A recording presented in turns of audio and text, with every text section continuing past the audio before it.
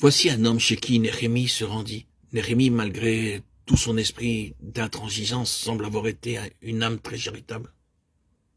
Et un jour, il alla voir cet homme de façon amicale. Cet homme fit semblant d'être son ami, et très en souci à son sujet, et lui dit « Nous ferions mieux d'entrer dans le temple et d'y fermer la porte, parce qu'ils viendront te tuer. » Mais Néhémie rétorqua « Fuirais-je dans la maison de Dieu pour sauver ma vie? Je n'y entrerai pas. Après tout, c'était un faux ami. Dans l'entourage tout proche, un Judas. C'était un tel homme qui avait dit au Seigneur Jésus « À Dieu ne plaise, Seigneur. Cela ne t'arrivera pas. » Bien que ces paroles soient venues de façon audible par l'intermédiaire de Pierre, par personne d'autre que Pierre, le Seigneur dit immédiatement « Arrière de moi, Satan, car tes pensées ne sont pas les pensées de Dieu, mais celles des hommes. » Matthieu 16, 22-23. Venant sous le couvert de dispositions amicales, c'est une suggestion de l'ennemi, afin de susciter la crainte. Néhémie met son doigt en plein sur la plaie.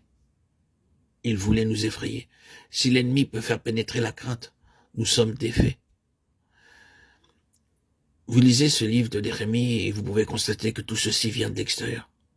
Et ensuite de l'intérieur vient ceci. Les forces manquent à ceux qui portent les fardeaux. Néhémie 4.10. Le peuple se fatiguait, se lassait. Peut-être n'y a-t-il pas de plus grand ennemi que la lassitude pour venir à bout du témoignage. Vous en savez quelque chose? Même le fait d'être fatigué physiquement, quelle force formidable de découragement cela peut représenter.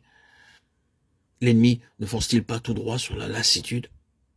Que nous soyons mentalement fatigués, dans un état où nous ressentons que nous ne pouvons plus faire face mentalement aux choses.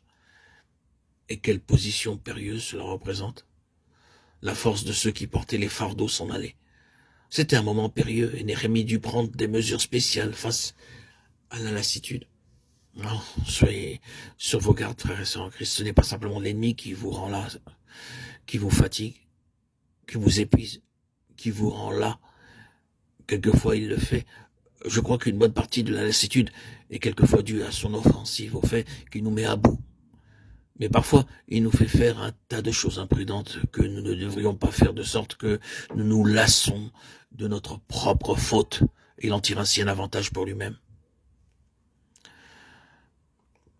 Mais que ce soit le cas ou non, souvenez-vous toujours que l'ennemi s'emparera de la lassitude pour vous empêcher de continuer, pour détruire votre témoignage. C'est un mouvement dangereux. Vous avez besoin de prendre des précautions spéciales dans un moment de lassitude. C'est la guerre. Et nous venons de saisir un peu la nature de cette guerre, les formes qu'elle prend.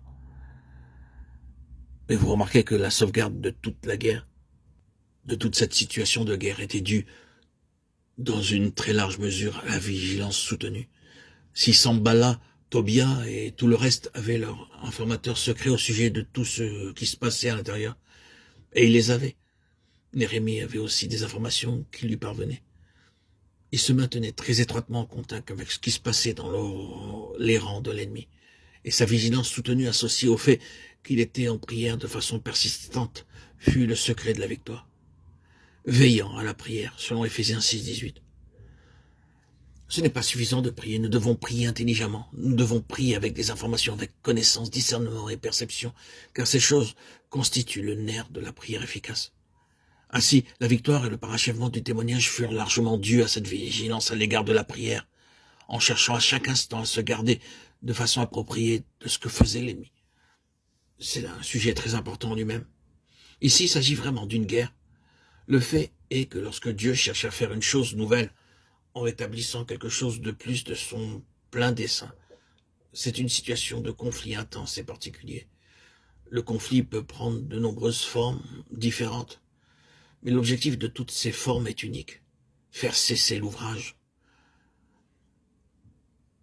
Que le Seigneur nous garde progressant jusqu'à la fin.